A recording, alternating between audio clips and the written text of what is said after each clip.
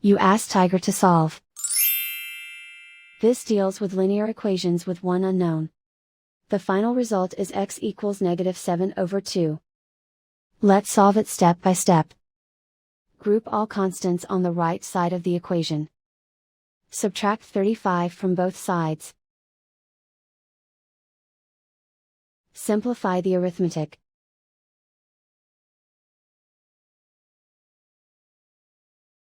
Isolate the x. Divide both sides by 10. Simplify the fraction. Find the greatest common factor of the numerator and denominator.